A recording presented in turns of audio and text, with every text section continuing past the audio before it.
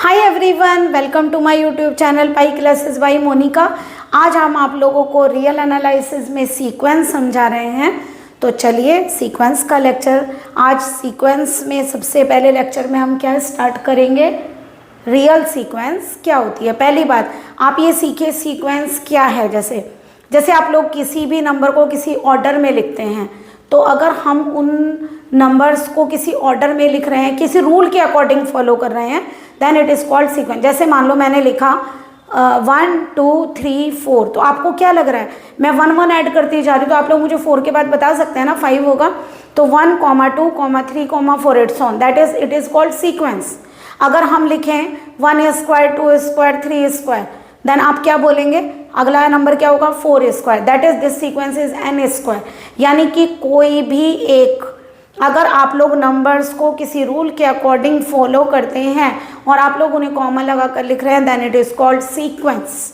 ठीक है, तो देखिए रियल सीक्वेंस क्या होती है, तो हमने आप लोगों को एक सिंपल डेफिनेशन के रूप में बताया, जैसे हम लोग अपने जनरल लैंग्वेज में यूज़ करते हैं। तो चलिए रियल सीक्वेंस क्या, हमने कहा सबसे पहले n क्या लिया है, set of natural number, s कोई सबसेट लिया है, s कोई भी सेट है किसका, रियल नंबर्स का, तो रियल नंबर उसके अंदर आएंगे s के अंदर, बट n क्या है, नेचुरल नंबर का सेट। तो आप एक मैपिंग लेकर चलेंगे सीक्वेंस में, जो आप मैपिंग लेकर चलते हैं वो क्या होती है, नेचुरल नंबर से किसी सेट पर। ठीक है, तो हम क्या करेंगे, f पर क्या लगाएंगे, नेचुरल नंबर। तो कैसे डिफाइन होगा, fn इक्वल टू xn, यानी कि कोई भी हमें यहाँ पर एक सीक्वेंस मिलेगी। तो नेचुरल नंबर अगर आप रखेंगे, देखिए अगर आप यहाँ 1 रखेंगे तो यहाँ क्या मिलेगा x1, 2 रखेंगे तो क्या मिलेगा x2, 3 रखेंगे तो क्या मिलेगा x3, यानी कि क्या ऑर्डर्ड पेयर हो गया nxn। तो f से क्या मिलेगा आपको ऑर्डर्ड पेयर nxn, जहाँ n किसे बिलोंग करेगा, नेचुरल नंबर के सेट को। तो आप लोगों ने 1 लिया तो x1 आया, 2 लिया तो x2 आया, 3 लिया तो x3 आया, इट्स ऑन। ठीक है, तो यहाँ पर ये जो आपको x1 x2 x3 मिलेंगी क्या है, रेंज सेट। ये f का क्या है, रेंज सेट। ओके, तो देखिए जैसे हमने एक एग्जांपल दिया 1 4 9 16, बताइए 1 को 1 का स्क्वायर लिख सकते हैं, 4 को 2 का स्क्वायर लिख सकते हैं, 9 को 3 का स्क्वायर लिख सकते हैं, 16 को 4 का स्क्वायर लिख सकते हैं। तो यानी कि इसके अंदर टर्म क्या हुई, n स्क्वायर, यानी ये सीक्वेंस क्या हो गई, n स्क्वायर। और सीक्वेंस का रिप्रेजेंटेशन ये वाला साइन है, इस साइन के अंदर जब हम xn लिखते हैं तो इसे बोलते हैं सीक्वेंस xn। ठीक है, तो ये आ गया सीक्वेंस। n स्क्वायर को कैसे ओपन करेंगे, 1 स्क्वायर 2 स्क्वायर 3 स्क्वायर, क्योंकि आप लोग क्या रखेंगे, नेचुरल नंबर। और नेचुरल नंबर कौन से होते हैं, 1 से स्टार्ट होकर जो इन्फिनिटिव तक जाते हैं। नेचुरल नंबर का सेट आप लोगों को मालूम होगा, ये होता है 1 2 3, जिसमें आप काउंटिंग करते हैं। ओके, तो ये हुई आप लोगों की रियल सीक्वेंस। देखिए यही बताया ना हमने, सीक्वेंस क्या हुआ, एक पैटर्न, एक रूल के अकॉर्डिंग आप नंबर्स को लिख रहे हैं कॉमा लगाकर, और इस ब्रैकेट, हमेशा यही ब्रैकेट यूज करेंगे जब भी आप सीक्वेंस लेंगे। ये सीक्वेंस का रिप्रेजेंटेशन, तो 1 square 2 square 3 square its on. अगर हम इसे जनरल टर्म में रिप्रेजेंट करें तो n स्क्वायर बोलेंगे ना। चलिए ये हुई आप लोगों की रियल सीक्वेंस। ध्यान रखेंगे कहाँ से कहाँ तक होगी, नेचुरल नंबर के सेट से किसी एक सेट s पर, जहाँ पर s क्या है, सीक्वेंस का एक सेट है जो कहाँ से लिया गया, रियल नंबर से। ओके, चलिए कांस्टेंट सीक्वेंस क्या होती है बताइए, आप बताइए कांस्टेंट का मीनिंग क्या है, जो कभी चेंज ना हो। कभी चेंज ना होने का मतलब ये हुआ कि वही चीज़ आती रहे लगातार। तो देखिए क्या होता है, हमने लिया a sequence xn defined by, हमने एक सीक्वेंस को कैसे डिफाइन किया, xn equal to a type से। हम इसे कांस्टेंट क्यों बोल रहे हैं, देखिए चेक करिए, हमने n को 1 रखा, इधर तो n है नहीं, तो आप लोग क्या रखेंगे, a का a रहेगा। फिर जब हमने n को 2 रखा तो इधर तो n है नहीं, a आ गया। बाई चांस यहाँ an होता तो आप बताइए बदलता ना, जब मैं 1 रखती तो a आता, जब मैं 2 रखती तो 2a आता, 3 रखती तो 3 आता, बट यहाँ तो कुछ भी नहीं है। तो हमने क्या लिया, xn a है, जब हमने n को 1 रखा, इधर तो n है ही नहीं, तो x1 a आया, x2 भी a आया, x3 भी a आया, यानी कि पूरी सीक्वेंस जो xn मिली वो क्या मिली, a। तो एक बार बताइए इसका मतलब क्या हुआ, this is the constant sequence, क्योंकि आप लोगों का जो रेंज सेट है वो चेंज ही नहीं हो रहा है, रेंज सेट में एक ही नंबर आ रहा है, वो भी a, दैट इज इसका जो रेंज सेट होगा वो क्या होगा, सिंगलटन सेट। ओके, जो इसका रेंज सेट होगा वो क्या होगा, एक सिंगलटन सेट। सिंगलटन सेट माने जिसमें केवल एक सिंगल एलिमेंट है। तो कांस्टेंट सीक्वेंस आप लोगों को क्लियर हो गई। इक्वालिटी ऑफ 2 सीक्वेंस क्या होती है, आप लोगों ने अगर 2 सीक्वेंस ली तो आप ही बताइए, अगर उसका उस सीक्वेंस में, मान लीजिए एक सीक्वेंस आपने xn ली और एक yn ली, जब ये वाला xn इस yn के इक्वल होगा, यानी उसकी x1 y1 के इक्वल, x2 y2 के इक्वल, x3 y3 के इक्वल, तभी तो आप बोलेंगे कि वो सीक्वेंस सेम होगी। तो हमने कहा इक्वल होंगी, यानी कि इक्वलिटी ऑफ टू सीक्वेंस का मतलब अगर आप लोग दो सीक्वेंस लेकर चलते हैं तो उनके एनाटम को हमने क्या कर दिया, सेम। और जहां पर n क्या बिलोंग करेगा, नेचुरल नंबर के सेट से लेंगे। ओके, अब आता है bounded below sequence. Bounded below का मतलब क्या, हमने क्या लिखा, a sequence xn is said to be bounded below if there exist a real number m1 such that xn greater than equal to m1।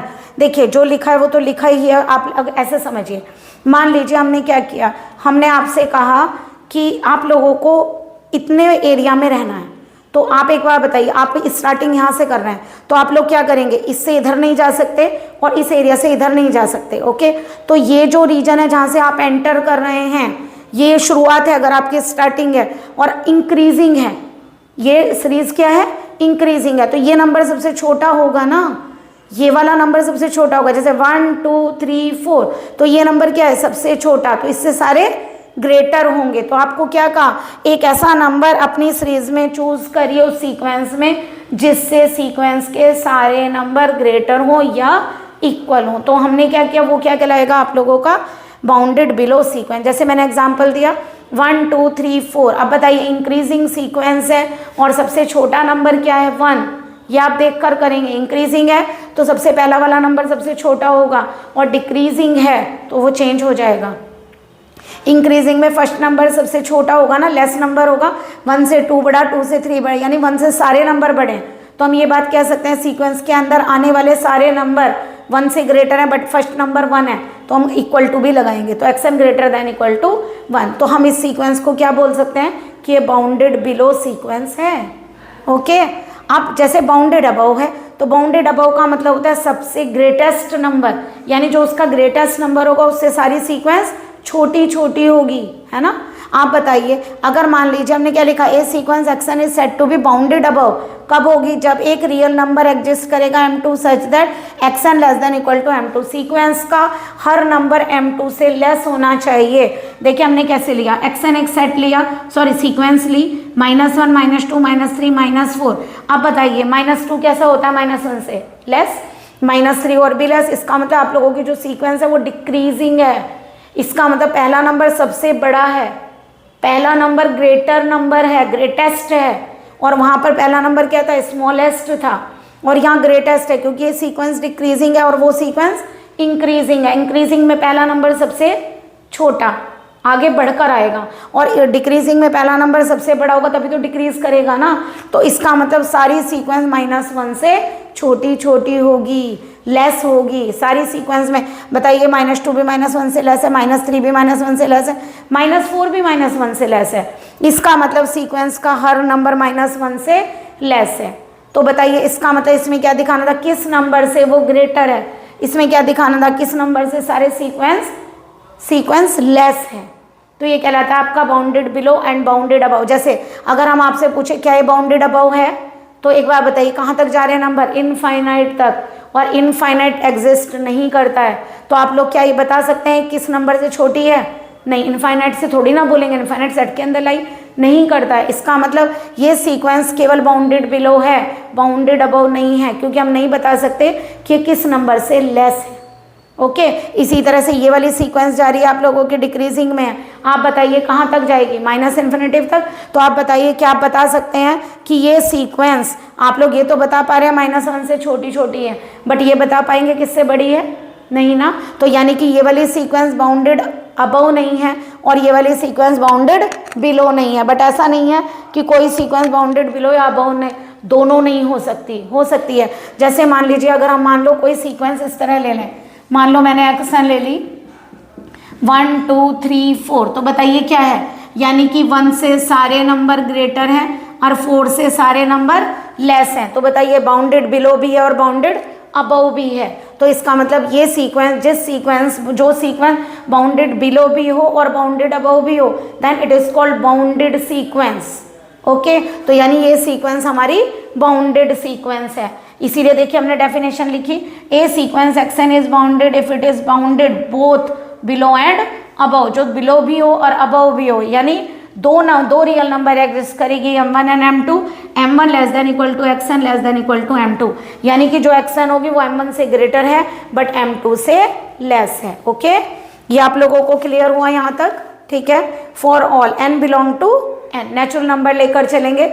चलिए एक एग्जाम्पल और देते हैं। तो हमने दिया आप लोगों को एक एग्जाम्पल और लीजिए, मान लीजिए हमने xn लिया, क्या ले लिया वहाँ पर 1/n। ठीक है, जरा रखिए n को 1 रखिए, 2 रखिए, 3 रखिए, 1/1, 1/2, 1/3, इट्स ऑन।